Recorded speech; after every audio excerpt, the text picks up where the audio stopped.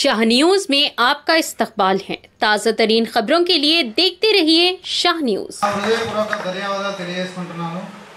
ఈ రోజు అక్టోబర్ 2వ తేదీ మహాత్మా గాంధీ జయంతి సందర్భంగా రాష్ట్రంలోని ప్రతి జైలు నందు సంక్షేమ దినోత్సవంగా జరుపుకోవడం సాంప్రదాయము।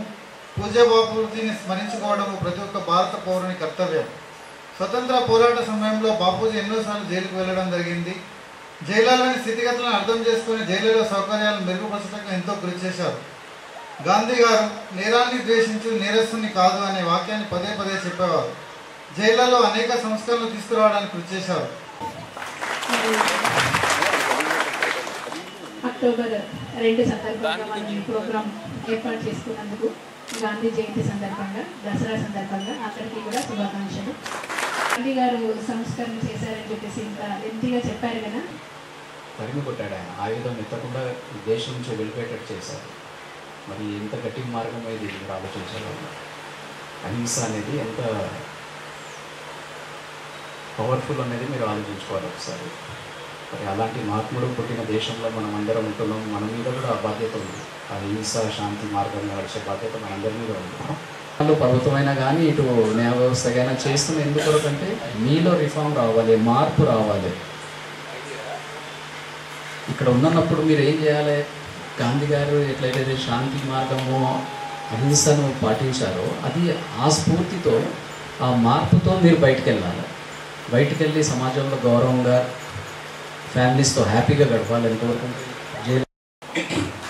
ఈరోజు గాంధీ జయంతి సందర్భంగా మనం జరుపుకుంటున్న ఈ ఖైదీల సంక్షేమ దినోత్సవానికి నాతో పాటు ఖైదీల సంక్షేమ దినోత్సవం సందర్భంగా శుభాకాంక్షలు। రోజు మనం ఎందుకు ఖైదీల సంక్షేమ దినోత్సవంగా జరుపుకుంటామనేది చెప్పాలి। అంటే మనకి స్వాతంత్ర్య పోరాటం సమయంలో మన దేశ నాయకులందరూ కూడా బ్రిటిష్ ప్రభుత్వం మీద పోరాడుతూ చాలాసార్లు జైలుకి వెళ్ళిన పరిస్థితి ఉండేది। నెలల తరబడి వాళ్ళు జైళ్ళలో టైం స్పెండ్ చేసేవాళ్ళు।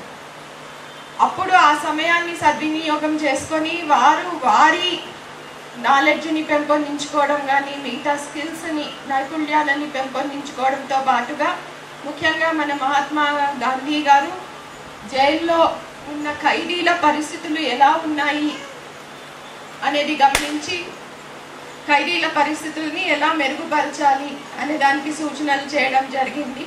వారి కృషి వల్లనే ఈరోజు మనం వారి జయంతిని ఖైదీల సంక్షేమ దినోత్సవంగా జరుపుకుంటున్నాం।